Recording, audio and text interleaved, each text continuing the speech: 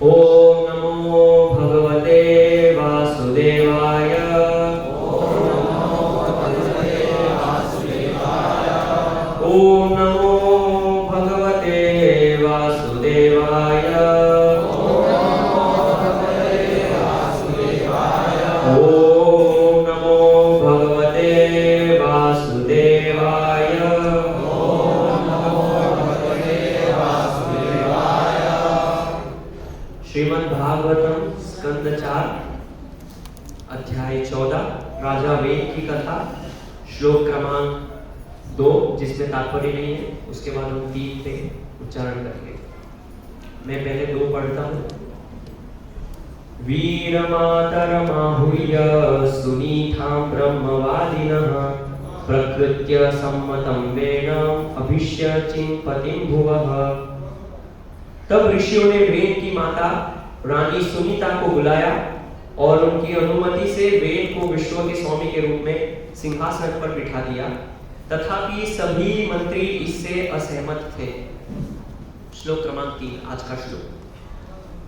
श्रुत्वा नृप आसंगतं वेनं अति उग्र शासनं निलियुः दस्यवः सद्यः सर्प त्रस्ताः इव आघवः।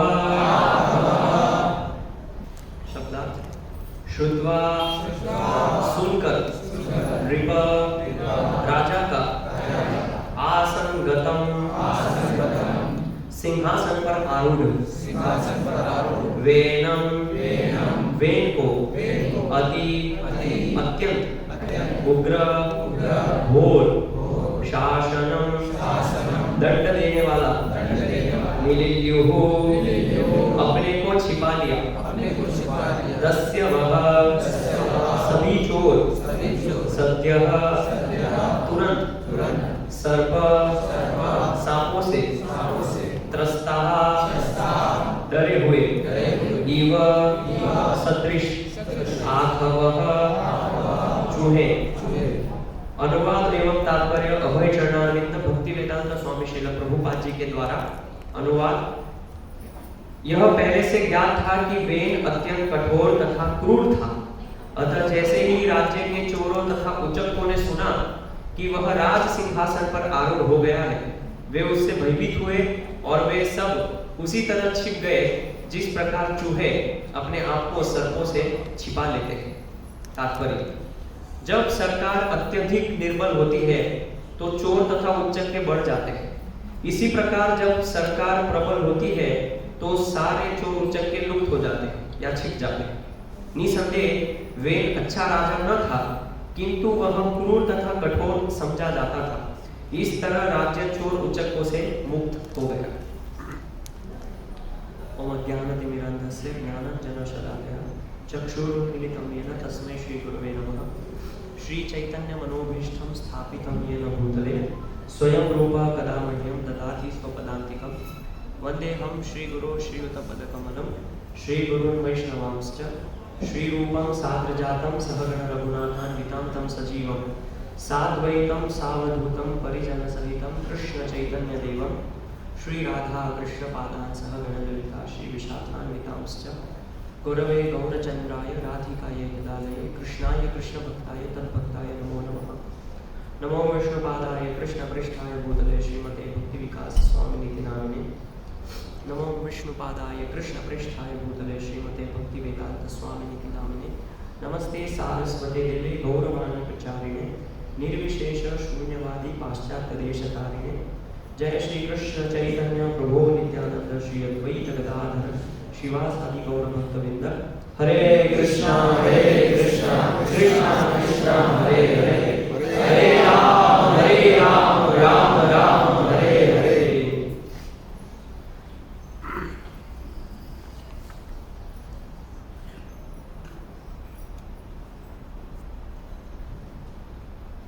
हरे कृष्ण। तो ये जो अध्याय है इसमें राजा वेन की कथा है और इसमें हम पद्धति से आगे बढ़ रहे हैं, इस कथा को आगे बढ़ा रहे हैं। तो इसके पिछले कुछ श्लोकों में थोड़ा सा समरी संक्षिप्त में वर्णन करता हूँ। तो उनके जो पिता थे राजा अंग, उनको जब इस सब घटना के बारे में पता चला तो एक दिन उनकी जो पत्नी थी वो गहरी निद्रा में सो रही थी और राजा अंग जो है पत्नी को छोड़ के चले जाते हैं और फिर उसके बाद जो नगरवासी है वो ढूंढने का प्रयास करते हैं राजा वेन को, राजा अंग को, लेकिन उनका कहीं भी पता नहीं लगता है। और फिर उसके बाद ये अध्याय समाप्त होता है और 14वें अध्याय में पहले श्लोक में मैत्रेय मुनि अभी विदुर जी को बता रहे हैं कि ये सब जब घटना हुई और सारे ब्राह्मणों और ऋषियों को जब पता चला कि राजा अंग जो है वो अभी राज्य में नहीं है, तो इस प्रकार से सारी प्रजा दुखित हो गई, उनको बहुत पीड़ा होने लगी, क्योंकि राज्य में अगर राजा नहीं है तो वो राज्य किस काम का। तो ये सब उनको जब घटनाएं सुनने को मिली तो सारी प्रजा बहुत दुखी हो गई ये सब सुन के। तो ये विदुर जी को सुना रहे हैं मैत्रेय मुनि। और श्लोक क्रमांक 2 में फिर मैत्रेय ने विदुर जी से कहा कि इस प्रकार से जब कुछ समाधान नहीं निकला तो सारे ब्राह्मणों और ऋषियों ने मिलकर ये निर्णय किया कि जो राजा अंग के पुत्र है राजा वेन, उनको सिंहासन पर बिठाया जाए। तो सारे ऋषियों ने वेन की जो माता थी उनको बुलाया और उनकी अनुमति से राजा वेन को सिंहासन पर बिठा दिया।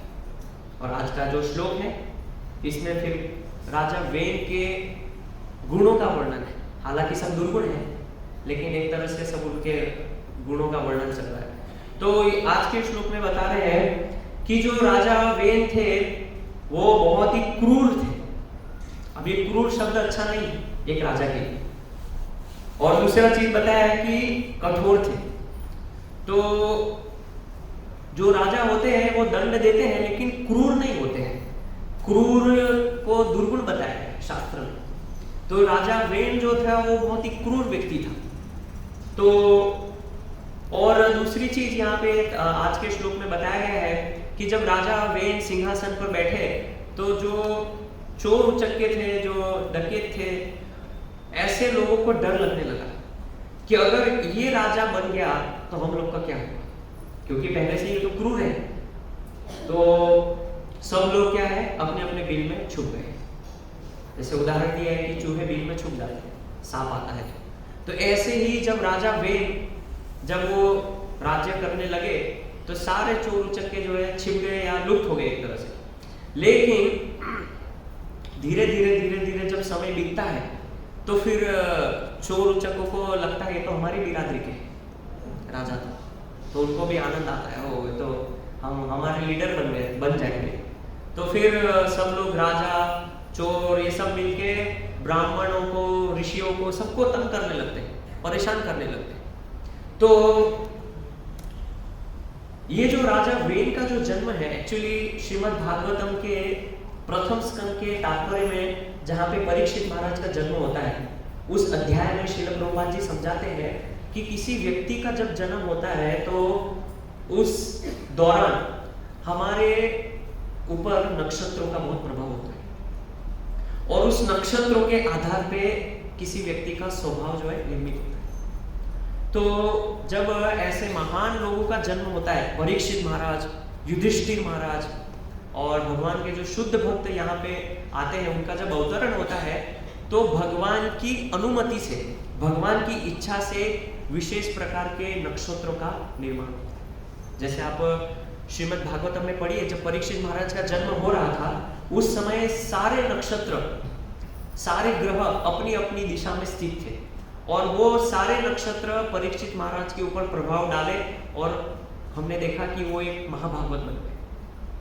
उनके जन्म से वो प्रसिद्ध हो गए। तो इसी प्रकार से ये बहुत निर्भर करता है किसी व्यक्ति का स्वभाव कैसा है, वो हमारे जन्म के दौरान नक्षत्रों के आधार पे निर्भर करता है। तो इसी तरह राजा वेन के केस में भी हुआ होगा कि जब उनका जन्म हुआ तो हो सकता है सारे ग्रह नक्षत्र इधर उधर सब हो गए अलग अलग दिशाओं में। तो ये इस प्रकार का उनका जन्म हुआ और उनका स्वभाव इतना क्रूर था।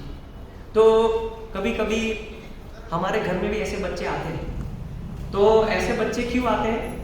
क्योंकि नक्षत्र ग्रह वो सब सही दिशा में नहीं होते।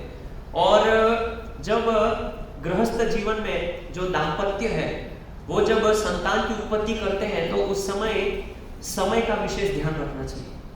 जैसे हम देखते हैं श्रीमद् भागवतम में कर्दम मुनि का उदाहरण आता है। उनकी पत्नी ने उनसे निवेदन किया लेकिन समय गलत था और उसके वकालत हम देखते हैं कि कौन जन्म लिए, 2 असुर, हिरण्याक्ष और हिरण्यकशिपु। तो इसी तरह ये गृहस्थों का बहुत बड़ा कर्तव्य है कि जब हम किसी जीव को आमंत्रित कर रहे हैं, किसी संतान को हम आमंत्रित कर रहे हैं तो उस समय का विशेष ध्यान रखें। ये एक्चुअली हमारे धर्म ग्रंथों में, वेदों में इसके ऊपर बहुत विस्तृत रूप से जानकारी है, उसके ऊपर अभी मैं चर्चा नहीं करूंगा।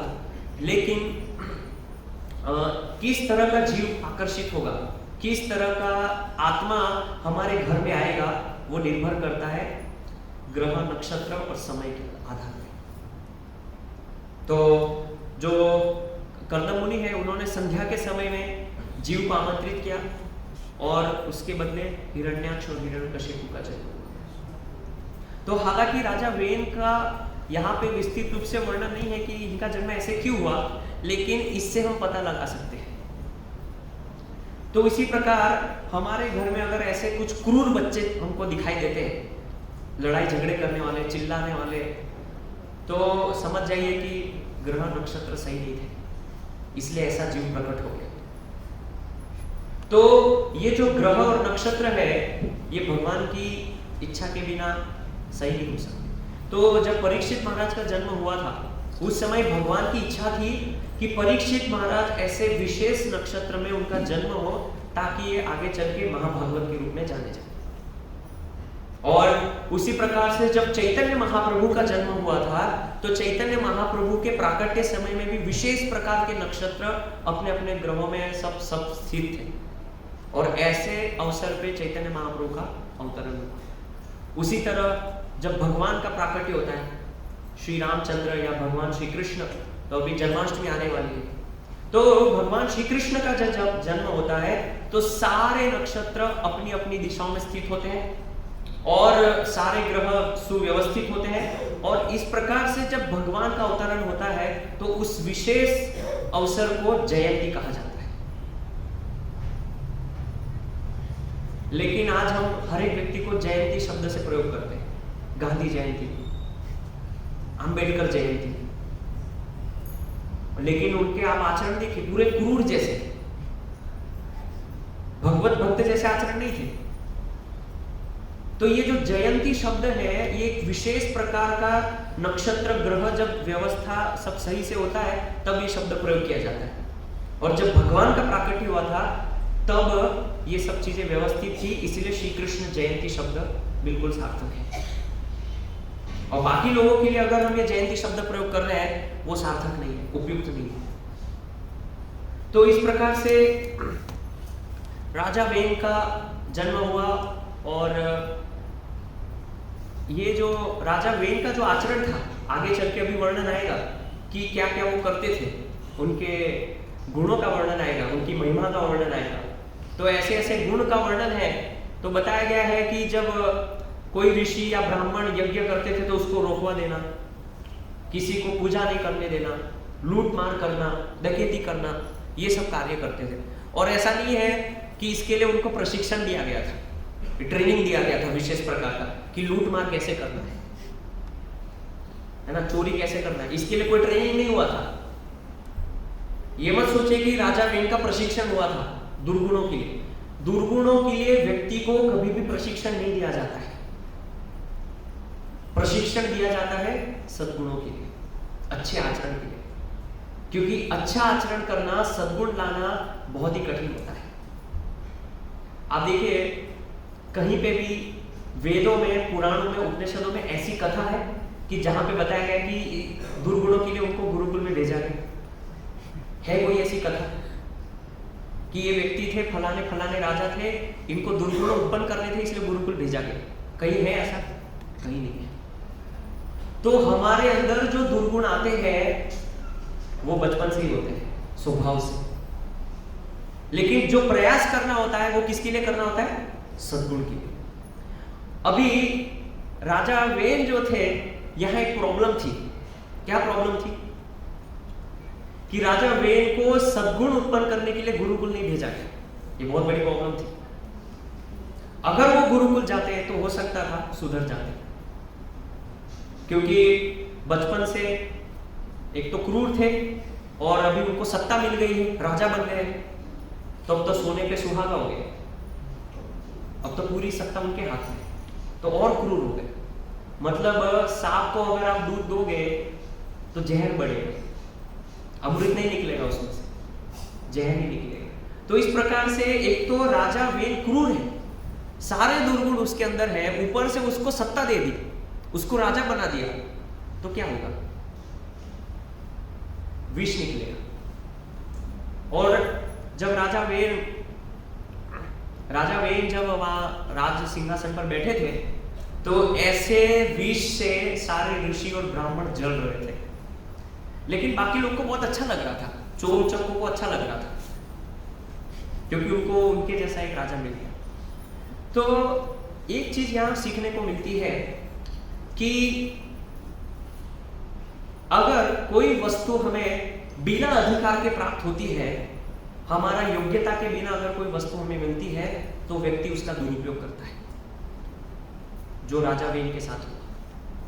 राजा वेन अभी बहुत छोटा है, ना ही उसका प्रशिक्षण हुआ है, उसके पिताजी नहीं है।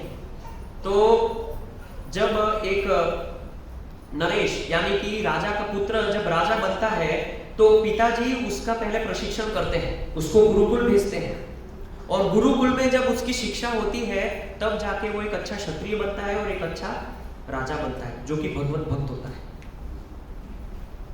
लेकिन राजा वेन के केस में ऐसा नहीं था। और आप उनका पूरा चरित्र पढ़िए भागवतम में, कहीं पे ऐसा नहीं है कि वो गुरुकुल गए थे शिक्षा में। कौन थे उनके गुरु? उनके गुरु थे डाकू, चोर, ये सब उनके गुरु थे। उन्होंने और उनको ट्रेनिंग दे दिया राजा को। तो हमारा इससे एक और चीज सीखने को मिलती है कि बद्ध जीव का स्वभाव है कि दुर्गुणों के प्रति बहुत जल्दी आकृष्ट होता है और दुर्गुणों को जल्दी सीख ले। मतलब सिखाना नहीं पड़ता है, वो आ ही जाता है, सिखाना नहीं पड़ता है दुर्गुण। तो इसीलिए क्यों पहले के समय में जो बुजुर्ग होते थे या जो वयोवृद्ध होते थे, वो उनको क्यों बोलते थे अच्छा आचरण करो, किसी के साथ लड़ाई मत करो, झगड़ा मत करो। आज के समाज में उल्टा है। आज के समाज में क्या बोलते हैं? आज की जो जनरेशन है वो क्या बोलती है बच्चों को? बेटा तेरे को एक मारा है तो 2 मार के आ, ये बोलते हैं। पहले ऐसा नहीं बोलते थे, लड़ाई मत करना किसी से, सहन कर लेना, ये सिखाते थे। आज उल्टा सिखा रहे हैं।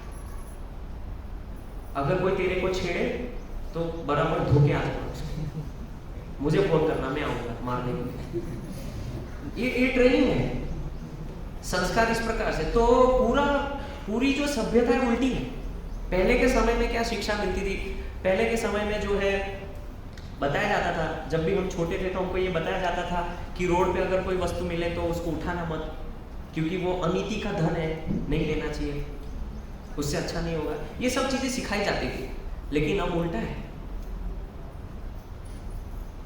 जो बच्चा घर में जाके बोलता है मम्मी आज मुझे पर्स मिला था रोड पे, अरे उठाया क्यों नहीं तूने, लेके आना चाहिए था घर पे, ये ऐसे ही होता है। तो इससे पता चलता है कि आज जो है दुर्गुणों के लिए कितना प्रोत्साहन दिया जा रहा है बच्चों को, लेकिन सद्गुण कोई सिखा रहा है?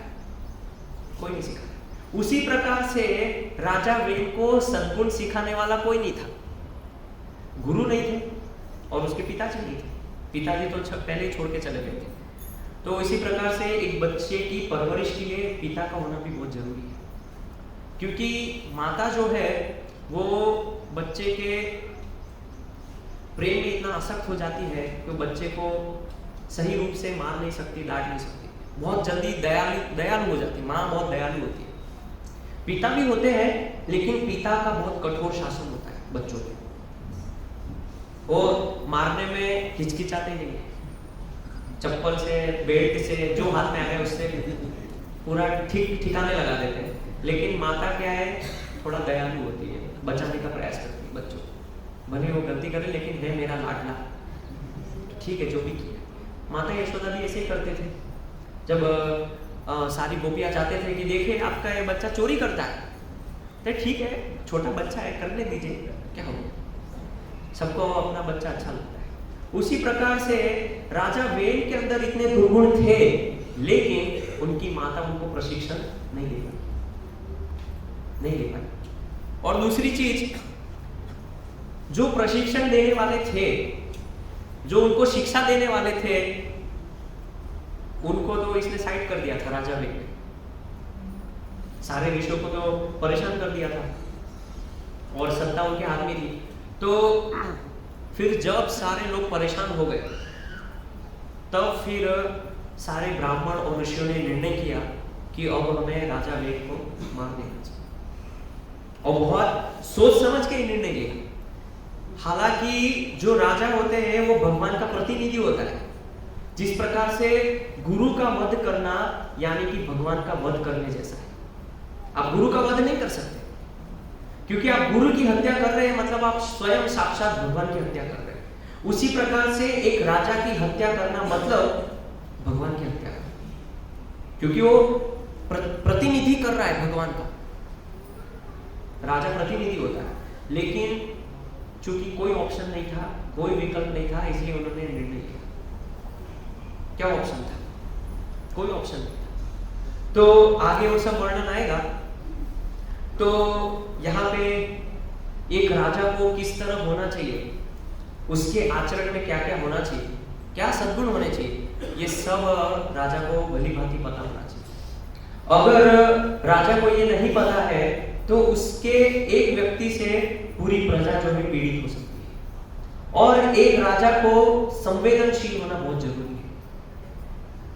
उसी प्रकार से अगर हम अभी वर्तमान समय में देखें व्यवहारिक रूप से, तो उसी प्रकार एक लीडर जो होता है उसको बहुत संवेदनशील होना चाहिए, क्योंकि उसके हर एक कार्य से प्रजा जो है परेशान हो सकती है।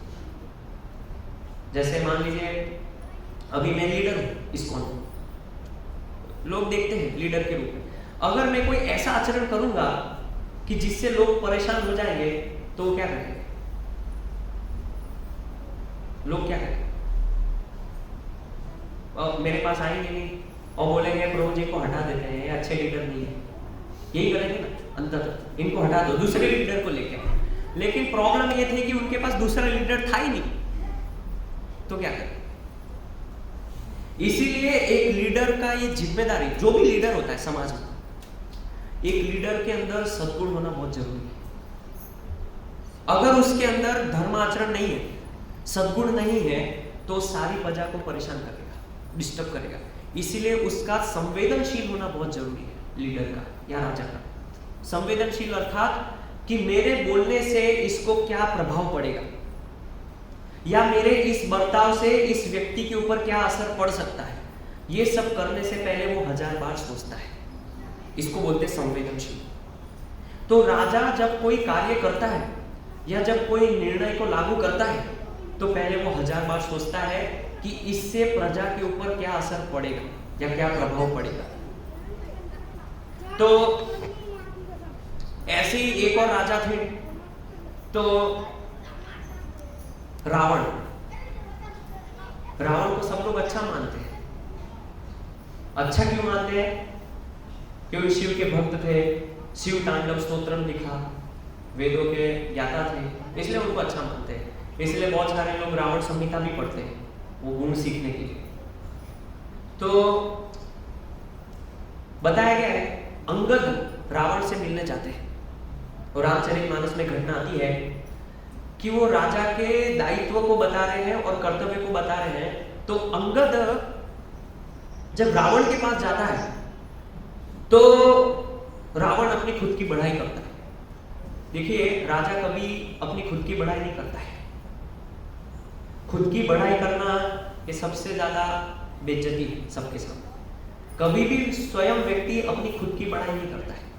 तो रावण अपनी बढ़ाई कर रहा था अंगद के सामने, और अंगद ने फिर क्या बोला कि मरे हुए व्यक्ति को क्या मारना, तुम तो मरे हुए हो।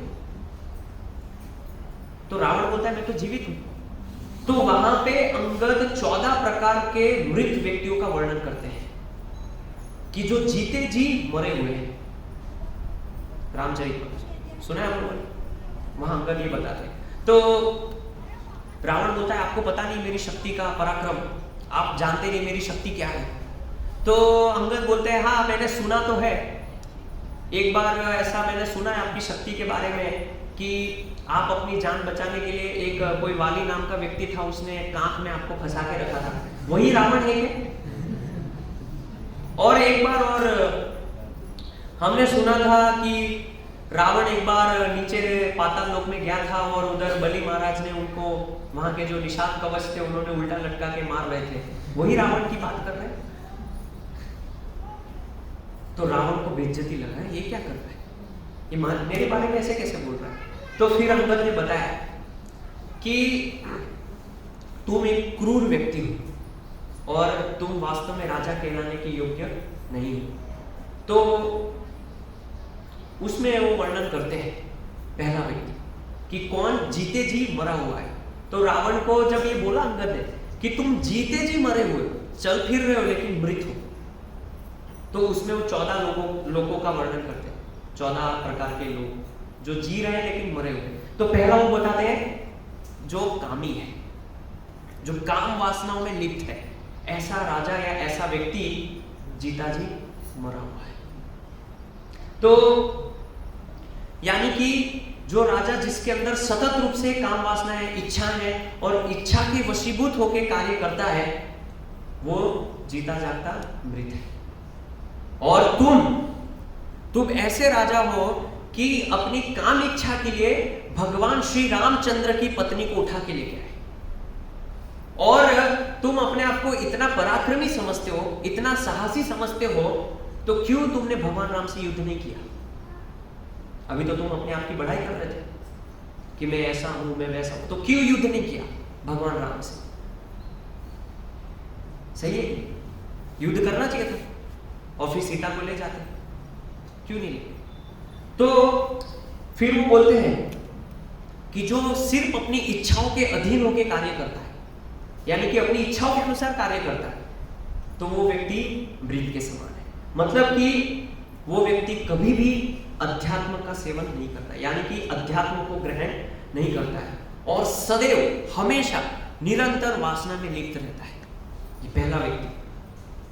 तो रावण यही कैटेगरी में था। अब देखिए कितने रामायण में कितने सारे जगहों पे ऐसा वर्णन है कि वो अप्सराओं के साथ बलात्कार किया, वो अप्सरा को पकड़ लिया, तो ऐसा कामी व्यक्ति था। तो मैं ये सब क्यों बता रहा हूं? क्योंकि एक राजा को धर्म के आचरण पे चलना बहुत जरूरी है, और कुछ कुछ गुण जो है वो राजा वेद से भी मिलते जुलते हैं, इसीलिए मैं ये सब बता रहा हूं। फिर दूसरा वो बताते हैं राजा रावण को अंगद, दूसरा होता है वाम मार्गी। वाम मार्गी का अर्थ होता है कि जो व्यक्ति उसको हमेशा नियम में बाधा होती है, नियम पालन, संसार से उल्टा ही चलता है। मतलब वो आप कुछ भी अच्छा करो, कुछ ना कुछ खामी निकालेगा। जैसे मान लीजिए मैंने कहीं प्रोग्राम किया और प्रसाद 3 आइटम रखा, तो एक व्यक्ति आके बोलेगा प्रभु जी बहुत अच्छा प्रसाद था, लेकिन अगर गुलाब जामुन रख देते तो अच्छा रहता। अरे भाई जो है वो खाओ ना, जो नहीं है उसके पीछे क्यों चिंता कर रहे हो? ये होता है वाम मार्ग। प्रभु जी प्रोग्राम बहुत बढ़िया था, ये स्पीकर थोड़ा अगर ऐसा रखते बहुत अच्छा रहता। वो हमेशा संसार से उल्टा ही चलता है, इसको वाम मार्गी बोलते हैं। 16 माला जप करो, क्यों वो 16 ही करना होता है? अरे भाई करो, नियम है, क्या प्रॉब्लम है? बिना 16 माला के भगवान का नाम नहीं ले सकते? तो अभी तक तो तुम नहीं कर रहे थे माला, कितनी बार नाम लिया बताओ? कितनी बार लिया? उसको कोई भी नियम बताओ शास्त्र का, कोई भी नियम, वो उल्टा ही चलेगा। ये क्यों है? ये श्राद्ध क्रिया क्यों करते हैं? पिंडदान क्यों करते हैं? 16 माला का जप ही क्यों बताया है? नियम है। तो हमारे जो ऋषि मुनि हैं, जो कोई नियम देते हैं शास्त्र में, वो ऐसे नहीं कि फ्री बैठे थे और टाइम था तो चलो लिख देते हैं थोड़ा, और सोच समझ के लिखा है। तो गंगा सप्तशती बताते हैं कि एक व्यक्ति पूरे दिन में 21,600 सांस लेता है और 108 जो मोती होते हैं उसकी जब माला घुमाते हैं, ऐसी जब 4 माला घुमाते हैं तब एक ग्रंथि होता है। ऐसी अगर हम काउंट करें हमारे श्वास के अनुसार तो 3.5 ग्रंथि होती है। तो उसको 4 ग्रंथि करने के लिए 16 माला बताया है। अब मुझे बताइए 21,600 हर एक श्वास पे भगवान का नाम कौन लेता है? ये शास्त्र में नियम है कि हमारे एक एक श्वास पे भगवान का नाम होना चाहिए। ले पाएगा कौन ले पाएगा? कोई योग सिद्धि वाला आदमी होगा जो ले पाएगा। आप लेने का प्रयास कीजिए, लेके देखिए, चौथे 5वें नाम के बाद 6ठे नाम पे आप अमेरिका पहुंच जाएंगे। तो ये नियम है, 16 माला ऐसे ही नहीं बताई, ये नियम है शास्त्र में। तो ऐसे लोग ये वाम मार्गी। तो उसी प्रकार जो रावण था वो भी वाम मार्गी, उल्टा ही चलता था। उसको नियम में प्रॉब्लम था, भगवान राम को स्वीकार नहीं करता था, भगवान राम की सत्ता को स्वीकार नहीं करना है। तो ये नास्तिकतावादी लोग होते हैं जो हमेशा उल्टे ही चलते हैं, वाम मार्गी। तो कुछ भी आप अच्छा कीजिए, हमेशा उसमें खोट निकालेगा, कमी निकालेगा। तो बोला है ये व्यक्ति जो होता है, जो हमारी परंपराएं होती है, लोक परंपराएं लोग फॉलो करते हैं, हमारी जो ट्रेडिशन होती है उसमें उसको समस्याएं होती है, तो ये व्यक्ति जीते जी मरा हुआ है, मृत है। तो अगर आप लोग को भी ऐसी प्रॉब्लम है, धोती ही क्यों पहनना है, हो या चोटी ही क्यों रखना है, तो समझिए आप भी वाम मार्गी हैं। तो ये कौन बोल रहा है? अंगद बोल रहे हैं रावण को, एक राजा को, कि राजा को कभी भी वाम मार्गी नहीं होना चाहिए। और ये राजा वेन भी वही था जो शास्त्र में नियम बताए, एक राजा के, एक क्षत्रिय के, उससे उल्टा ही चल रहा था, वाम मार्गी। फिर तीसरा बता रहे हैं कंजूस। तो यानी कि जिसके पास धन संपत्ति है, सब कुछ है, लेकिन यहां बता रहे हैं कि सब कुछ होने के बाद भी वो अपना जो धन है भगवान की सेवा में नहीं करता है। कंजूस, कृपण व्यक्ति, बस पैसों को देखता रहता है। आज 500 है, कल 1000 होगा, कल 1500, कल 2000। बोलेंगे 500 रुपया थोड़ा दीजिए ना, जरूरत है। नहीं नहीं नहीं, कंजूस, कृपण। इसलिए कहावत है कंजूस मक्खी चूस, है ना, वो मक्खी भी निकालेगा, चूस के वापिस रख देगा। ऐसे लोगों को भी जीते जी मरा हुआ कहा गया है।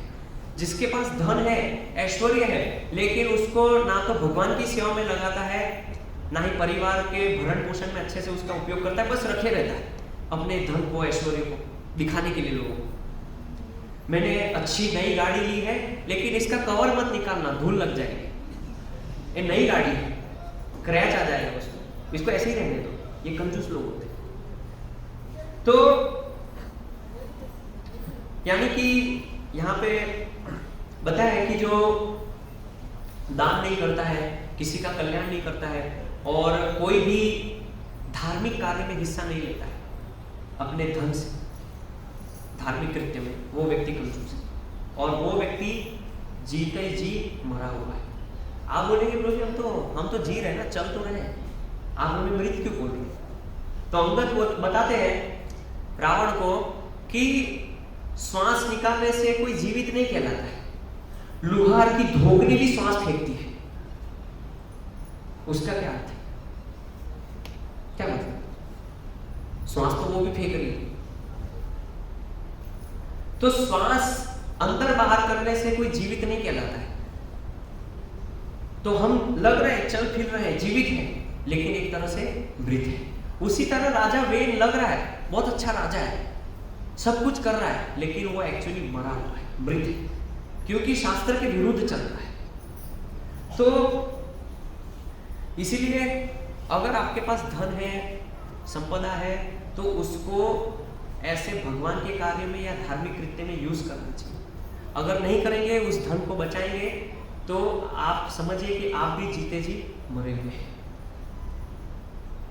तो रावण भी ऐसा ही था, बहुत धन था, बहुत ऐश्वर्य था, लेकिन क्या है, बस अपने पास रखना चाहता है, खुद के पास। जो भी है मेरे पास लेके आओ, पुष्पक विमान है तो मेरे पास रखो, धन ऐश्वर्य तो मैं रख लेता हूँ, सीता देवी है तो वो भी मैं रख लेता हूँ, उसको जो मिल रहा है सब मैं रख लेता हूँ, लेकिन यूज नहीं करता, किसी को देना नहीं। तो ये कंजूस लोग। फिर बताते हैं दरिद्र व्यक्ति, अति दरिद्र। तो हमें बताया कि जो व्यक्ति धन जिसके पास नहीं है, आत्मविश्वास, सम्मान, साहस, ये सब नहीं है, वो व्यक्ति जीता जी मरा हुआ है, जी रहा लेकिन मृत। तो राजा वेन कौन सम्मान करता था? कौन सम्मान करता था राजा वेन? सब उसको श्राप देते थे कि कैसा राजा है, क्योंकि प्रजा उनको पसंद नहीं करती थी। उसी प्रकार से अगर हम ऐसे कार्य करेंगे कि जिससे लोग हमारा अपमान करें हमारे व्यवहार से, तो वास्तव में हम जी रहे लेकिन मरे हुए। तो हमारा आचरण और व्यवहार ऐसा होना चाहिए कि लोगों को उससे कष्ट ना पहुंचे, पीड़ा ना पहुंचे। लेकिन राजा वेन पूरी तरीके से ऐसे कार्य कर रहा था जिससे प्रजा को कष्ट पहुंच रहा था।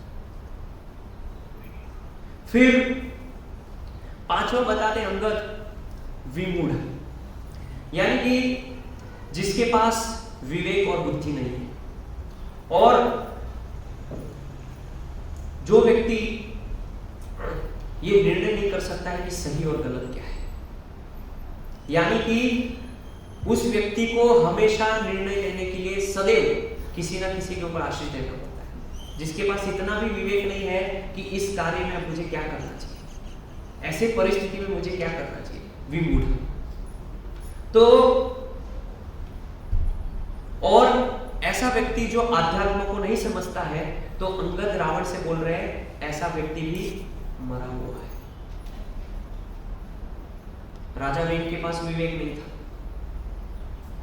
नहीं था विवेक। अगर उनके पास विवेक होता तो वह ऐसा कार्य नहीं करते। ब्राह्मणों को परेशान करना, ऋषियों को सताना, भक्तों को परेशान करना।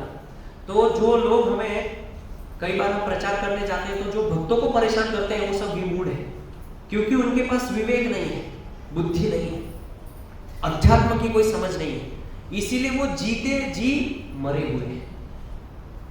और रावण भी ऐसा ही था, जो प्रभु श्री राम के जो भक्त थे उनको कष्ट देता था, परेशान करता था। वो ये समझ नहीं पाया कि प्रभु श्री राम है, साक्षात नारायण है, और ये सब उनके भक्त हैं, परेशान किया। विवेक, और उनका विवेक मर चुका था, उनको समझ नहीं आ रहा था कि मुझे क्या करना चाहिए। तो बोल रहे हैं अंगद कि वो मरा हुआ है। फिर दूसरा पता है छठा, अंजसी। अजसी का मतलब कि जो व्यक्ति को पूरे संसार में हर एक जगह से उसको बदनामी मिलती है, हर एक जगह बदनाम हुआ, और कोई भी कुटुंब में, समाज में, राष्ट्र में, हर एक जगह पे उसका अपमान होता है, कोई भी जगह पे उसका सम्मान नहीं होता है। तो ऐसा व्यक्ति भी मृत समान होता है। मतलब बहुत सारे कुटुंब में, परिवार में ऐसे लोग होते हैं जिनका लोग हमेशा अपमान करते हैं, उनके पीठ पीछे बुराइयां करते हैं, उनके खराब आचरण की वजह से, खराब व्यवहार की वजह से। तो ऐसे व्यक्ति को भी मृत कहा गया है, जिसका कि समाज में कोई सम्मान नहीं है, राष्ट्र में कोई सम्मान नहीं है, परिवार में, कुटुंब में, कहीं पे भी उसका सम्मान नहीं, जहां भी जाता है बदनामी, अपमान, यही सब सहना पड़ता है। फिर सातवां बताते हैं जो सदा रोग से पीड़ित है। तो बता रहे हैं कि जो व्यक्ति निरंतर रोगी रहता है, यानी कि पीड़ित है अलग अलग रोगों से, तो एक्चुअली शरीर हमारा अस्वस्थ है तो उससे हमारे मन पे प्रभाव पड़ता है, और हमारा मन जो है विचलित रहता है, और उससे मन के ऊपर नकारात्मकता हावी हो जाती है। और फिर इस प्रकार से जब व्यक्ति बहुत ज्यादा रोग का पीड़ा का अनुभव करता है तो वो सोचता है उससे अच्छा मर जाना ही बेहतर है। कई बार सोचते हैं लोग इतना कष्ट आने से अच्छा तो मर जाए तो अच्छा है। या कई बार लोग बोलते हैं ये बूढ़ा जल्दी मर जाए तो अच्छा हो जाएगा, टेंशन नहीं होगा, इसकी बाथरूम साफ करो, टॉयलेट साफ करो, बिस्तर साफ करो, कितनी समस्या है, झंझट, मर जाए। तो ऐसा व्यक्ति भी ज्यादा रोग बना शरीर में, वो भी एक तरह से मरा हुआ, क्योंकि शरीर स्वस्थ नहीं तो आप क्या करोगे। और अगर किसी व्यक्ति का शरीर स्वस्थ नहीं है तो उसका मानसिक स्थिति कभी ठीक नहीं हो सकती। तो अंदर बोल रहे हैं ऐसे व्यक्ति मृत के समान। फिर 8वां बता रहे अति बूढ़ा, जो बहुत ही वृद्ध है, क्योंकि वृद्ध व्यक्ति को जो है हमेशा किसी ना किसी पे आश्रित रहना पड़ता है, खुद से कोई काम नहीं कर सकता, चलने के लिए सहारा चाहिए। और कभी कभी जैसे मैंने बताया कि हमारे जो खुद के परिजन होते हैं, स्वयं के जो परिजन होते हैं, वही हमारी मृत्यु की कामना करते हैं और बोलते हैं कि जल्दी जल्दी कर दो, समय नहीं है हमारे पास 13वीं तक का, 7वीं में सब निपटा दो। शास्त्र में कोई प्रोसेस ही नहीं है ऐसा। करना क्या है टाइम बचा के। जिस व्यक्ति ने पूरा जीवन आपको पाला उसके लिए 13 दिन नहीं है आपके पास। आजकल ये कल्चर है, 9वें में कर दो, 7वें में कर दो, 5वें में सब कर दो। विधि नहीं है शास्त्र। कोई भी ब्राह्मण से पूछे। एक बार मैंने एक ब्राह्मण से पूछा कि ऐसे जो ये अमीर लोग होते हैं तो क्या करते हो आप? तो बोलते क्या करें महाराज, वो 12वीं का उसमें कर देते हैं, 13वीं का, कोई विधि नहीं है। तो जो बूढ़ा व्यक्ति होता है उसके लिए अंदर से लोग बहुत कटु शब्द बोलते हैं, बूढ़े व्यक्ति, और दूसरों पे आश्रित रहता है, मृत्यु की कामना करते हैं। हमारे कुटुंब जन, परिवार वाले जन, हमने जिनके लिए इतना प्रयास किया, उनको पाला पोसा, सब उनको सब व्यवस्थित करके दिया, वही लोग हमारी मृत्यु की कामना कर रहे हैं। तो ऐसा व्यक्ति भी मृत के समान है। और फिर 9वां बता रहे हैं सतत क्रोधी, जो हमेशा क्रोध करता है। जैसे रावण राजा में बहुत ही क्रूर था, हमेशा क्रोध करता था और क्रोध की वजह से उसके मन पे और बुद्धि पे कोई नियंत्रण नहीं है। क्योंकि जब व्यक्ति को क्रोध आता है तो भगवत गीता में बोला है क्रोधात् भवति सम्मोह, सम्मोह स्मृति विभ्रम, स्मृति भ्रंशात् बुद्धिनाशो, बुद्धिनाशात् प्रणश्यति। कि जब व्यक्ति को क्रोध आता है तो क्रोध से बुद्धि का नाश होता है और बुद्धि का नाश से व्यक्ति का पतन हो जाता है। बुद्धिनाशात् प्रणश्यति। तो राजा वेन जो था वो भी ऐसा क्रूर व्यक्ति था, क्रोध करने वाला, हर समय बस चिड़चिड़ापन, क्रोध क्रोध, तो उसकी बुद्धि जो है उसका पतन करा देती है। और ये जो राजा रावण है जिनसे अंगद का संवाद चल रहा है, ये भी क्रोधी व्यक्ति था, सतत रूप से क्रोध, जहां देखो वहां क्रोध क्रोध क्रोध। और बुद्धि पे ऐसे व्यक्ति का कभी नियंत्रण हो नहीं सकता है, ना ही मन पे। तो इसीलिए बताया गया है कि ऐसा व्यक्ति जीवित होकर भी जीवित नहीं माना जाता है, मरा हुआ है। और फिर जो व्यक्ति सतत रूप से क्रोध करता है वो अनेक लोगों को आघात पहुंचाता है, निरंतर जो क्रोध करता है, क्योंकि उसको पता नहीं है कि क्रोध में मैंने क्या बोला और क्रोध में मैंने क्या व्यवहार कर दिया, ये उसको पता नहीं होता है, भान नहीं होता है उसका, और सबको पीड़ा पहुंचाता है। और इस तरह से जब वो व्यक्ति क्रोध करता है और दूसरों को पीड़ा पहुंचाता है तो इस तरह से अंततः वो नरक जाता है। तो क्रोध को अच्छा नहीं माना गया है। तो क्रोध को नियंत्रण करने के लिए मिर्ची कम खाइए, बहुत महंगी है। बहुत ज्यादा तीखा खाने से क्रोध होता है, हमारी इंद्रियां उत्तेजित होती है, उससे क्रोध आता है। तीखा कम खाइए, ये प्रैक्टिकल सॉल्यूशन बता रहा हूं। और वासनाओं को कम कीजिए, इच्छाओं को कम करने से क्रोध कम होता है। जिस व्यक्ति की जितनी ज्यादा इच्छाएं होती है अंदर, आंतरिक इच्छाएं, उस व्यक्ति का क्रोध भी बहुत ज्यादा होता है।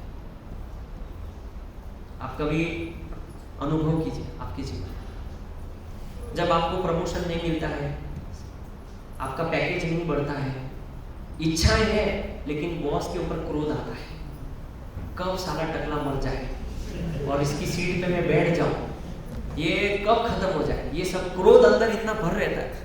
क्यों?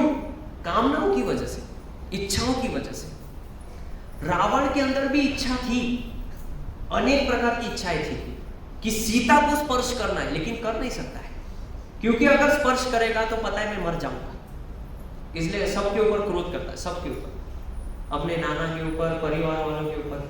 क्यों? कामना जाता है। तो क्रोध करने का ये दो प्रैक्टिकल सॉल्यूशन है, तीखा कम खाइए और दूसरी चीज इच्छाओं को कम कीजिए। अगर अत्यधिक इच्छाएं रखेंगे तो फिर आपका क्रोध भी बढ़ता जाएगा, लेकिन अगर कोई इच्छा नहीं है, इच्छा कम है, तो आपको क्रोध आएगा नहीं, क्योंकि आपकी इच्छा ही नहीं है। तो जब वो इच्छा ही नहीं कर रहे हैं तो फिर क्रोध क्यों आएगा? इच्छा कर रहे हैं लेकिन पूरा नहीं हो रहा है तो फिर क्रोध आएगा। इसीलिए सतत रूप से क्रोधी ये भी मृत के समान। बहुत लोग होते हैं चिड़चिड़ापन, क्रोध करने वाले, हमेशा क्रूर होते हैं, बस गुस्सा आ जाता है, छोटी छोटी बात, गुस्सा उनके नाक पे ही रहता है चढ़ा हुआ, बस कब भड़क जाए। मतलब जैसे वो होता है, आपने देखा होगा कपूर होता है, उसको बस माचिस लगाना है तुरंत भड़क जाता है, कपूर होता है ना, बस थोड़ा सा आग लगाइए तुरंत जल जाएगा। ऐसे वो गुस्सा नाक पे ही रहता है उस व्यक्ति का। क्रोध तो अत्यधिक कामनाओं की वजह से क्रोध आता है। फिर दूसरा बता रहे हैं 10वां, अधखानी। अधखानी का मतलब होता है कि जो व्यक्ति पाप कर्म से अर्जित धन से अपने परिवार वालों का भरण पोषण करता है। और दूसरा चीज यहां पे बता रहे हैं कि ऐसे व्यक्ति के साथ जो लोग रहते हैं वो भी उसके समान हो जाते हैं, जो ऐसे लोगों के साथ वास करता है। तो इसीलिए शास्त्र में बताया है कि मेहनत करके और ईमानदारी से धन प्राप्त करना चाहिए और उससे भरण पोषण करना चाहिए। अगर आप ये करते हैं इस प्रकार से तो फिर आप जो है नरकगामी होंगे और इस जीवन में जीवित होते हुए भी मृत हैं। चोरी करना, डाका डालना, ब्लैक मनी, काला धन, तो ये सब करने से अच्छा नहीं है। तो ऐसा व्यक्ति को मृत बताया गया। और बताया है कि जो पाप की कमाई है वो वास्तव में पाप में ही जाती है। ये शास्त्र में बताया है, जो भी आप पाप से कमा रहे हैं वो पैसा पाप में ही जाएगा। कैसे जाएगा? शराब में जाएगा, पॉलिटिशियन में जाएगा, मांसाहार करने में जाएगा, नाइट क्लब में जाएगा, पब में जाएगा, ये सब पाप वृत्ति में पैसा लगेगा, शेयर मार्केट में, जुआ में, क्योंकि पाप की कमाई है तो पाप में ही जाएगी, कहाँ जाएगा? और उसका फल भी आपको बहुत बुरा भुगतना पड़ेगा। तो अंगद कह रहे हैं ऐसा व्यक्ति भी जीते जी मरा हुआ है। ये सब क्यों बता रहे हैं अंगद? रावण को क्यों बता रहे हैं? क्योंकि अंगद बोल रहे हैं कि ये सब आपके अंदर है नहीं, एक भी सद्गुण नहीं आपके अंदर। आप अपने आप को इतना महान समझ रहे हैं, पराक्रमी बोल रहे हैं, लेकिन ये एक भी गुण नहीं आपके अंदर। और फिर 11वां बताया तनु पोषक। तनु पोषक मतलब कि बताया है कि इस संसार में जितने भी प्राणी हैं, किसी भी प्राणी के लिए उसके मन में कोई संवेदना नहीं रहती है। केवल वो व्यक्ति अपने स्वार्थ के बारे में सोचता है। और जैसे मैंने बताया कि वो व्यक्ति यही सोचता है कि खाने की सारी चीजें मुझे मिल जाए, सारे पीने की चीजें मैं यूज कर लूं, जितने भी मोटरसाइकिल्स बनती सब मेरे यूज के लिए हो जाए, सब मेरे लिए हो जाए। तनु पोषक। और तनु पोषक का ये मतलब होता है कि दूसरों को मिले ना मिले, मुझे मिल जाए, मुझे उससे कोई फर्क नहीं पड़ता। उसी प्रकार राजा वेल था, जो प्रजा के लिए जो कर यूज होना चाहिए, उनकी भलाई के लिए, आध्यात्मिकता के लिए, वो सारा कर वो अपने खुद के स्वार्थ के लिए लगाता था राजा वेल।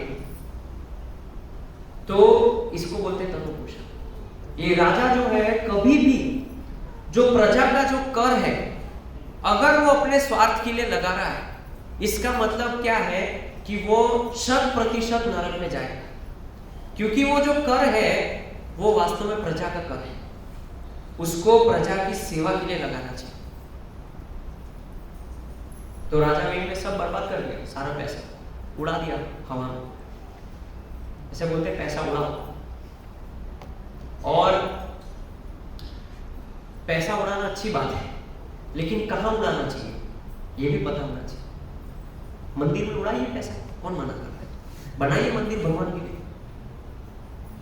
भगवान के धार्मिक है, जैसे अभी जन्माष्टमी आ रही है, उड़ाइए उसमें पैसा, कौन मना कर रहा है? जैसे अभी हम जन्माष्टमी कर रहे हैं, 60 लाख का बजट है, कहां से आएगा 60 लाख?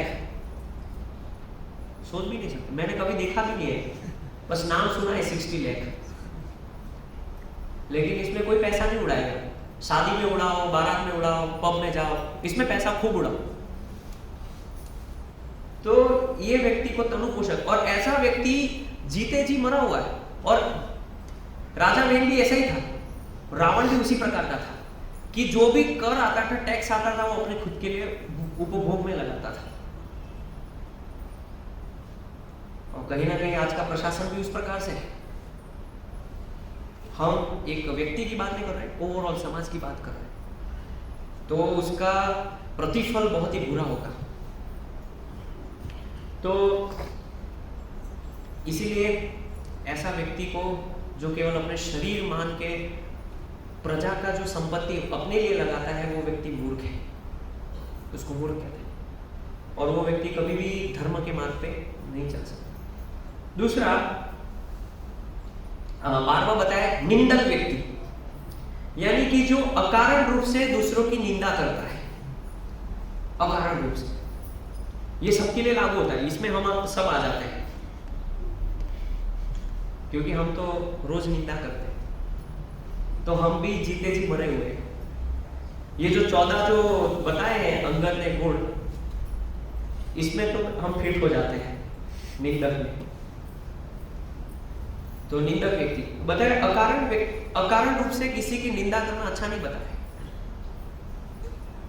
कल ही मैं प्रवचन में बता रहा था कि अगर किसी व्यक्ति की हम निंदा कर रहे हैं, उसके शरीर को देख के, उसके स्वभाव को देख के, उसके रूप को देख के अगर हम उसकी निंदा कर रहे हैं, इसका मतलब हम साक्षात परमात्मा की निंदा कर रहे हैं, क्योंकि उस व्यक्ति के शरीर को किसने बनाया, उस व्यक्ति को रूप किसने दिया। तो जब आप उस व्यक्ति के स्वभाव की, उसके रूप की या उसके अन्य चीजों की जब निंदा कर रहे हैं, मतलब आप परमात्मा की निंदा कर रहे हैं। तो क्या ऐसा व्यक्ति भगवत धाम जा सकता है? सबके अंदर कुछ ना कुछ दुर्गुण होते हैं, स्वभाव की वजह से, या हमारा चेहरा अच्छा नहीं होता है, नाक लंबी चौड़ी होती है, अच्छा नहीं लगता है, काले मटूले होते हैं, ठीक है, लेकिन अंततः बनाया किसने हमको? भगवान ने। तो आप उस व्यक्ति की निंदा कर रहे हैं। जनरली निंदा किस चीज की होती है? उस व्यक्ति की होती है। तो उस व्यक्ति के किस चीजों को लेकर हम निंदा करते हैं? उसका स्वभाव, जो कि आम बात है, उसके स्वभाव को लेकर निंदा करते हैं, या उसके व्यवहार को लेके, उसके रूप को लेके। तो ये सब जो है आप कर रहे हैं, एक तरह से आप परमात्मा का अनादर कर रहे हैं, अपमान कर रहे हैं। तो बता रहे हैं, और रावण के अंदर भी ये था, अपने आप को श्रेष्ठ समझता था, बाकी सबकी निंदा करता था, उसको कोई अच्छा दिखाई नहीं देता था। दुर्योधन की तरह दुर्योधन बोलता है मेरे से अच्छा कोई है ही नहीं इस पूरे राज्य में, सबसे अच्छा वही व्यक्ति।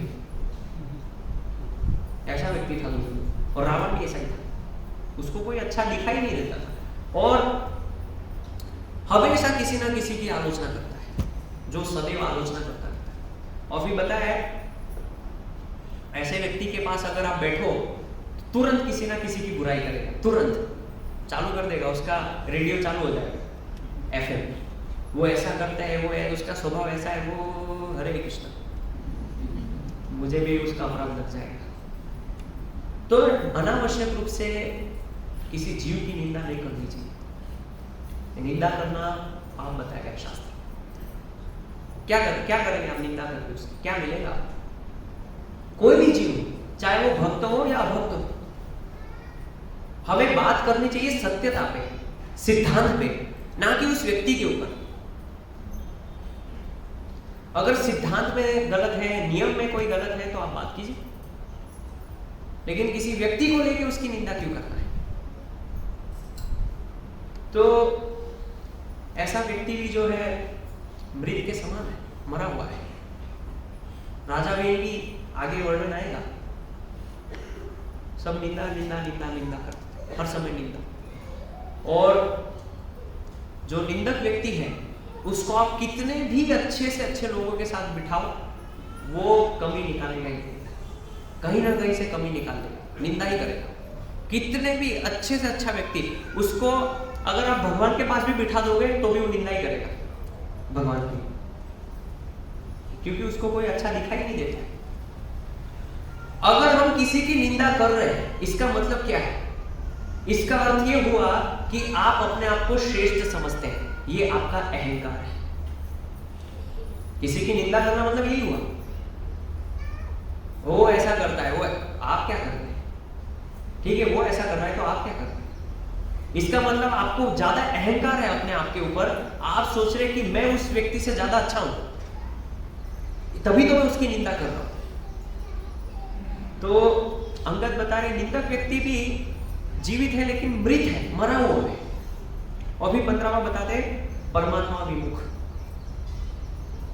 तो राजा वेल और रावण दोनों ही परमात्मा विमुख थे, भगवत भक्ति नहीं थी। और वो ये जैसे भगवत गीता में बताया, अमान एकदम अधम वित्तम, नहीं कौन सा श्लोक है कि संसार जो है हमारी वजह से चल रहा है, हम संसार को चला रहे हैं, सृष्टि को हम चला रहे हैं, हम जैसा सोचेंगे वैसा ही होगा। परमात्मा भी ऐसे कुछ लोग होते हैं जिनको भगवान से कोई मतलब नहीं होता है, वो सोचते हैं कि पूरी ब्रह्मांड को हम ही चला रहे हैं। जब वो अपने घर में घर को चला नहीं पा रहे, क्या चलाएंगे वो सृष्टि को? बच्चे तो उनकी सुनते नहीं है, पत्नी सुनती नहीं है, कि क्या चलाएंगे? तो ये लोग परमात्मा विमुख होते हैं। रावण को भी ऐसा लग रहा था कि सबसे श्रेष्ठ मैं हूं और मैं चला रहा हूं और मेरी आज्ञा से सब चल रहा है, मैं आज्ञा दे रहा हूं और ये लोग जा रहे हैं और युद्ध कर रहे हैं, मैं आज्ञा दे रहा हूं सर्वश्रेष्ठ। तो एक चीज हमें ये सीखने को मिलती है कि जब हम कोई पद पे आते हैं, कोई लीडरशिप पे आते हैं, तो तुरंत शोषण करने की भावना आ जाती है। ये बाय डिफॉल्ट है, क्योंकि अब आप पद पे हैं, अब आपको प्रतिष्ठा मिलने लगी है, अब आप लीडर पोजीशन पे हैं, तो आप क्या करेंगे? शोषण करेंगे। इसलिए ज्यादातर लोगों का शोषण हो रहा है, प्रजाओं का शोषण हो रहा है, लेकिन हमें पता नहीं चलता, शोषण करने की वृत्ति आ जाती है। जैसे राजा वेन थे, इसीलिए प्रशिक्षण होना बहुत जरूरी है।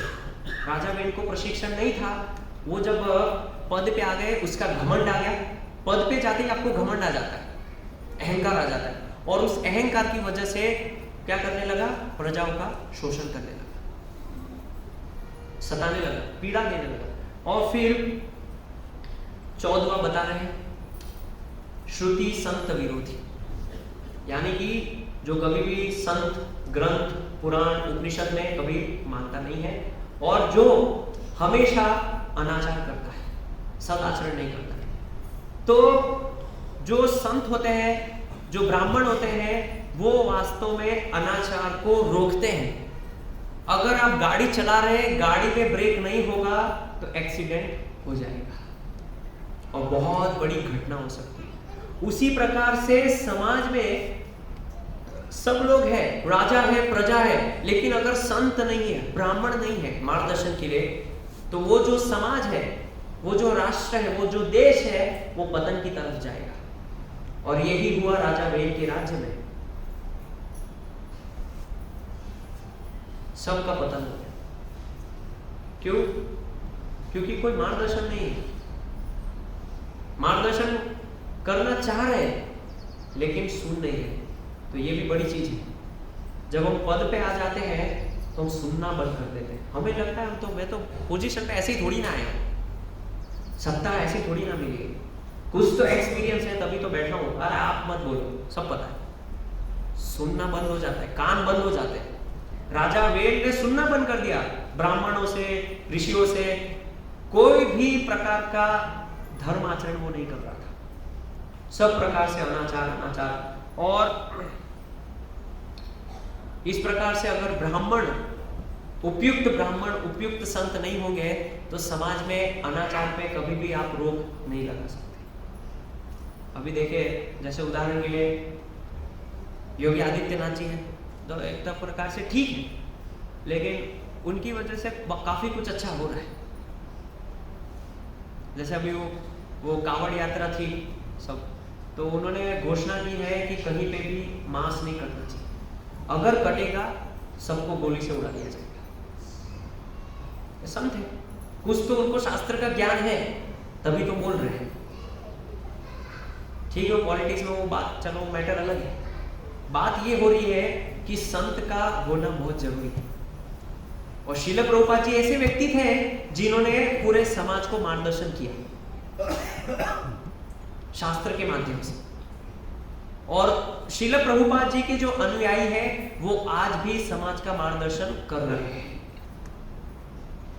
लेकिन दुर्भाग्यवश बहुत सारे लोग उसको स्वीकार नहीं कर रहे। राजा वेद की तरह स्वीकार नहीं कर रहे, क्योंकि पद का अभिमान हो जाता है, घमंड हो जाता है, तो सुनना बंद हो जाता है। तो फिर आप जो है केवल अपने आप को ही ईश्वर समझते हैं।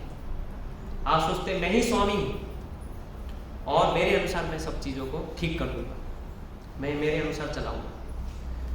तो अंगद बोलते हैं कि ऐसे व्यक्ति जीते जी मरे हुए हैं। अब आप घर जाके थोड़ा सा होमवर्क कीजिए इसके ऊपर कि आपके अंदर क्या क्या गुण है और क्या क्या नहीं है, और जो है उसको सुधारने का प्रयास कीजिए। क्योंकि जैसे मैंने राजा वेन की यहाँ पे चर्चा की, तो इसके आगे के श्लोक में बताया है, श्लोक क्रमांक 4 में तो बताया है कि जब राजा सिंहासन पर बैठा तो वह 8 ऐश्वर्य से युक्त होकर सर्वशक्तिमान बन गया। 8 ऐश्वर्य मतलब अष्ट सिद्धि उसको मिल गई, वो तो और पावरफुल हो गया। अष्ट सिद्धि पता है, अनिमा, लघिमा, ईसा, वशायिता, प्राकाम्या, वशिता, ये सब उसको मिल गया। और फलतः वह अत्यंत घमंडी हो गया। क्या हो गया? घमंडी हो गया। घमंडी लस्सी नहीं, आप सोचो घमंडी लस्सी याद आई होगी आपको, ये वो वाली घमंडी लस्सी नहीं, घमंड आ गया, अभिमान, अहंकार। क्यों? क्योंकि बिना अधिकार के, बिना योग्यता के उसको सब मिल गया। तो ऐसे ही कई बार लोग बोलते हैं कि द्रोणाचार्य ने एकलव्य को शिक्षा क्यों नहीं दी? क्योंकि उसका अधिकार नहीं था, उसकी योग्यता नहीं थी। अगर उसको दे दिया जाता तो वो भी तांडव मचा देता, इसलिए उनको नहीं सिखाया। क्योंकि बिना अधिकार के अगर कोई चीज हमें मिल जाती है तो उसका मिसयूज होता है। जैसे बच्चे हैं, बच्चों के हाथ में पैसा दे दो, उनका अधिकार नहीं है 10,000 5,000 जेब में रखना, लेकिन एक पिता जो है, बाप जो है, अपने बच्चे को देता है तो क्या बिगड़ जाता है, घमंडी हो जाता है, अहंकारी। मेरे पिताजी IAS ऑफिसर है, अरे पैर चलाओ गाड़ी, तुम तो ठोको, कोई लाइसेंस की जरूरत नहीं, बिगड़ जाता है, घमंड आ जाता है उसको। क्यों? क्योंकि उसके पिताजी जो है IAS ऑफिसर है, IPS ऑफिसर है। कौन क्या करेगा? ऐसे वो कहावत है ना, मेरा कोई बाल भी बांका नहीं कर सकता, कौन क्या कर लेगा? तो ये घमंड है, इसको अभिमान बोलते हैं। क्यों? क्योंकि उसको पता नहीं है कि ये जो 5,000 10,000 जो पिताजी ने दिए हैं, इसको कमाने के लिए कितनी मेहनत करनी पड़ती है, कितना संघर्ष करना पड़ता है। बिना अधिकार के मिल गया उसको, अब वो बिगड़ गया। और फिर आप आएंगे मंदिर में, को जी मेरा बच्चा बिगड़ गया, सॉरी आप लेट हो चुके, बिगड़ तो जाएंगे। उसका अधिकार नहीं है मोबाइल चलाने का, मोबाइल दे दोगे तो क्या करेगा? हमारा बच्चा सतयुग में तो जी नहीं रहा है कि मोबाइल में रामायण देखेगा, श्री कृष्ण लीला देखेगा। अरे कितना अच्छा बच्चा है। कलयुग चल रहा है,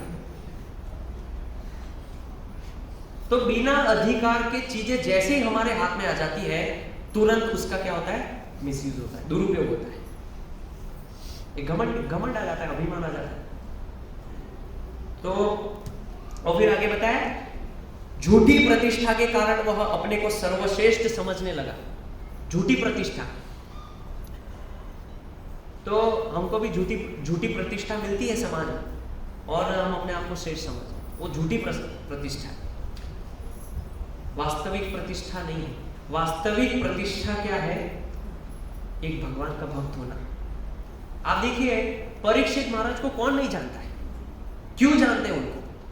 क्योंकि उन्होंने 7 दिन लगातार भगवान की कथा सुनी। ध्रुव महाराज को कौन नहीं जानता है? प्रहलाद महाराज को कौन नहीं जानता है? राजा वेद को कोई जानता है? आपने भी अभी पहली बार सुना होगा क्लास में, कौन राजा वेद, क्या चल रहा है? कोई नहीं जानता है। ये सब झूठी प्रतिष्ठा है। ऐसे ही वो, उसको लग रहा था कि मैं सर्वश्रेष्ठ हूं, और सबको ये लगता है कि मैं बहुत श्रेष्ठ हूं। अपने आप में श्रेष्ठ की भावना होना, ये तो कोई मूर्ख व्यक्ति ही सोच सकता है। और फिर बताए आगे, इस प्रकार से वह महापुरुषों का अपमान करने लगा। महापुरुष मतलब संत ऋषि जो थे, उनका अपमान करने लगा। क्योंकि जब आप प्रतिष्ठा और पद में मदमत हो जाते हैं, आपकी आंखों पे पट्टी लग जाती है, तो फिर आपको कुछ दिखाई नहीं देता है, और आप आगे चलते जाते हैं और सबको धक्का मारते हुए, अपमान करते हुए, गाली देते हुए, सबके साथ दुर्व्यवहार करते हुए आगे बढ़ते मदमत हो गए, पागल हाथी बन चुके आप। तो पद प्रतिष्ठा प्राप्त करना और विनम्र बने रहना, ये बहुत बड़ा सपना है। कई बार बोलते हैं, ये बेचारे जो बड़े बड़े बिजनेसमैन हैं, तो बेचारे भिखारियों के साथ कितना बुरा करते हैं, जो गरीब है उनके साथ शोषण करते हैं। कोई गरीब नहीं है, सत्ता देके देखो उनको गरीब, फिर देखो क्या करते हैं। तो वो तो अभी पोजीशन है नहीं, इसीलिए गरीब को प्रधानमंत्री बनाइए, एक भिखारी, फिर देखिए क्या करेगा, नचाएगा प्रजाओं को मदारी की तरह। तो उससे पता नहीं चलता है। राजा हुए हैं, आप देखिए शिवी महाराज की कथा देखिए। एक राजा है, लेकिन राजा होने के बावजूद उन्होंने अपना शरीर को काट काट के दान कर दिया। ये होते राजा। ऐसे राजा नहीं है वेद की। राजा होते रंती देव, कि जिन्होंने भूख प्यास छोड़ के भी सामने वाले को अपनी थाली दे दी, पानी का ग्लास तक दे दिया। ये होते राजा।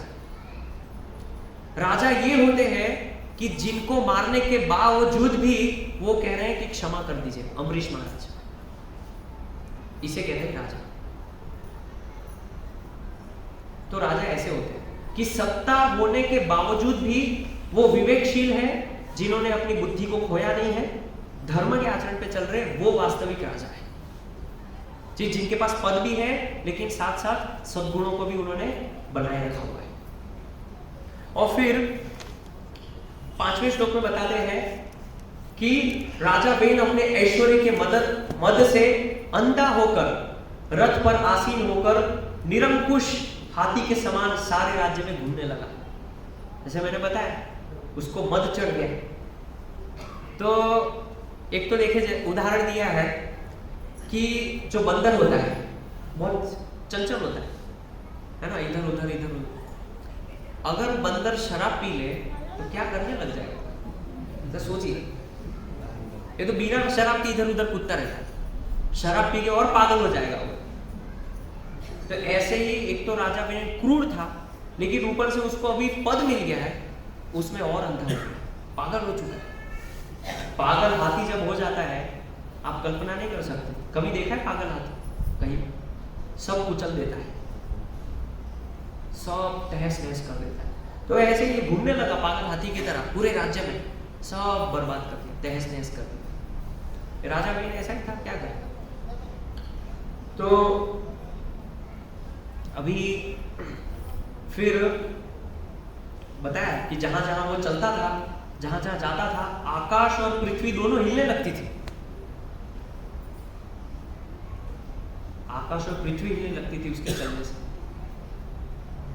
क्या ऐश्वर्य हो। तो अष्ट सिद्धि भी मिल गया था। और फिर यहां पे बताया 6ठे श्लोक में, राजा वेन ने अपने राज्य में ढिंडोरा पिटवा दिया कि सभी ब्राह्मणों को अब से किसी भी तरह का यज्ञ करने, दान देने या घृत की आहुति देने की मनाही कर दी गई है। ढिंडोरा पिटवा दिया, ऐसा ढिंडोरा पिटवा दिया कि अब से कोई मंदिर नहीं खुलेगा, कोई भी लोग मंदिर में नहीं जाएंगे, प्रसाद नहीं बटेगा। ऐसा हो जाए तो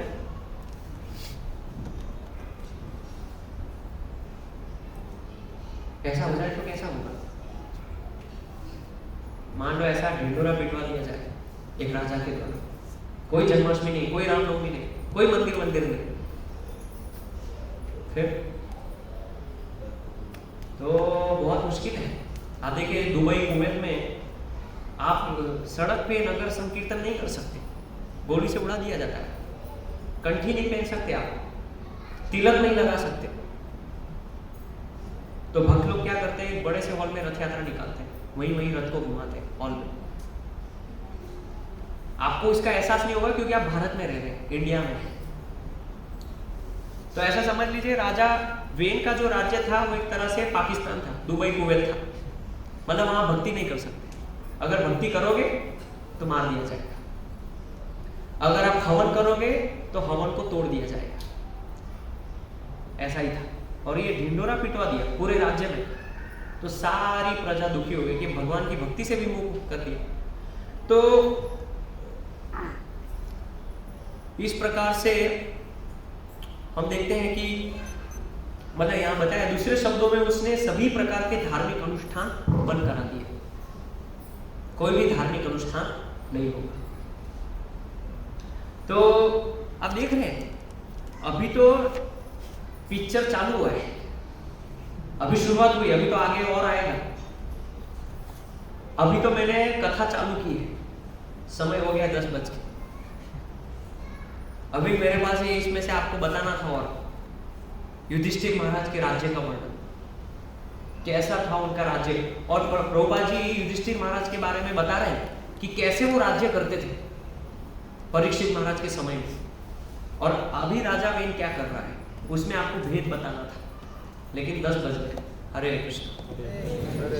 श्रीमद् भागवतम की जय, श्रील प्रभुपाद की जय।